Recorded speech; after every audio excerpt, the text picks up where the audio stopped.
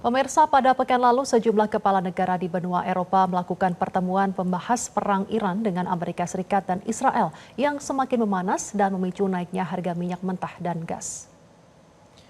Pertemuan yang berlangsung di Brussels, Belgia ini dihadiri oleh Presiden Komisi Eropa Ursula von der Leyen, Presiden Dewan Eropa Antonio Costa, Presiden Prancis Emmanuel Macron, Kanselir Jerman Friedrich Merz, dan Perdana Menteri Inggris Keir Starmer, serta sejumlah pemimpin negara-negara Eropa lainnya.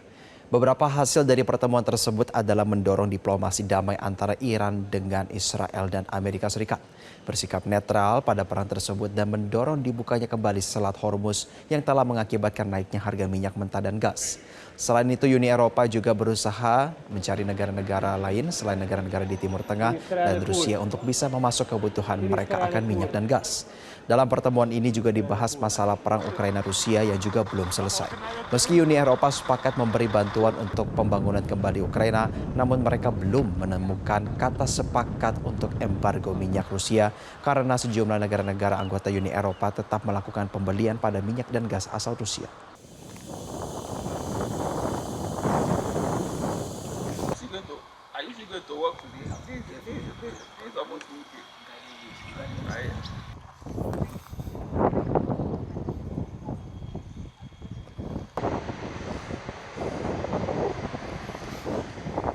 Dan pemirsa, untuk mengetahui lebih lengkapnya dari hasil pertemuan tersebut telah bergabung bersama kami koresponden DW Indonesia dari Bonn, Jerman, Prita Kusuma Putri. Prita, selamat pagi waktu Indonesia. Apa dampak paling nyata yang saat ini dirasakan di Eropa akibat perang Iran dengan Israel dan Amerika Serikat ini?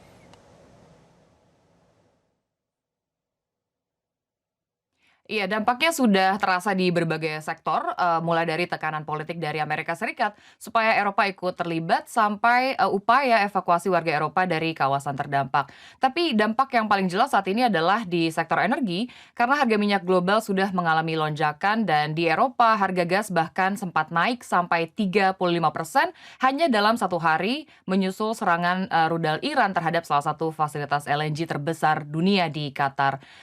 Pasokan LNG dari Qatar ini sangat krusial terutama sejak Eropa mengurangi ketergantungan pada gas Rusia akibat perang di Ukraina. Dan karena itu pemerintah Eropa sekarang sangat waspada terhadap potensi guncangan energi berkepanjangan. Dan selain itu mereka juga mulai mengantisipasi kemungkinan meningkatnya arus migran ke Eropa akibat krisis ini.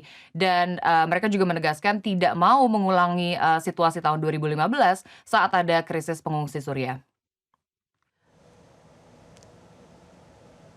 Baik, Prita, ini tentang Presiden AS Donald Trump yang menekan sekutu NATO di Eropa untuk ikut terlibat. Nah, bagaimana sikap Eropa sendiri?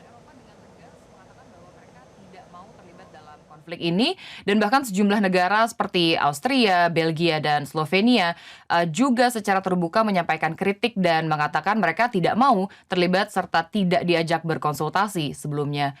Kanselir Jerman Friedrich Merz juga sudah menarik kembali dukungan awal terhadap serangan Amerika Serikat dan Israel ke Iran serta menegaskan bahwa Jerman tidak akan ikut serta dalam konflik ini.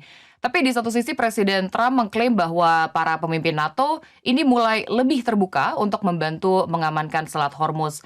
Namun sejauh ini belum ada langkah konkret ke arah tersebut.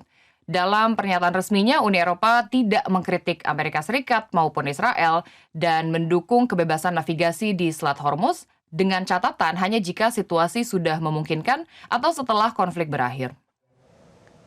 Ya, lalu Prita, terkait dengan selain konflik Iran, perang di Ukraina juga menjadi pembahasannya di agenda tersebut. Apa yang menjadi fokus utamanya? Betul, isu Ukraina juga jadi sorotan dalam pertemuan ini.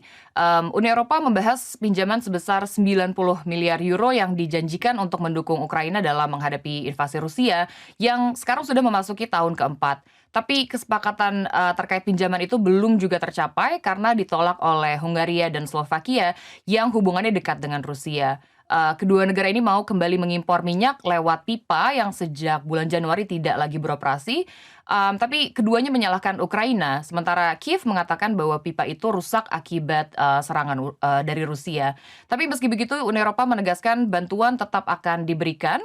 Hanya saja kemungkinan baru diputuskan pada pertemuan berikutnya karena Hungaria memakai hak vetonya untuk menghambat kesepakatan tersebut. Dan sikap Hungaria ini pun memicu kritik keras Kanselir Jerman Friedrich Merz menyebut tindakan Perdana Menteri Hungaria Viktor Orban sebagai ketidaksetiaan yang serius.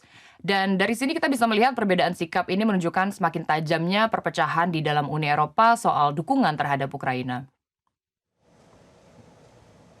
Baik, terima kasih Prita Kusuma Putri yang telah melaporkan langsung dari Bonn, Jerman. Selamat kembali bertugas. Jelajahi cara baru mendapatkan informasi. Download Metro TV Extend sekarang.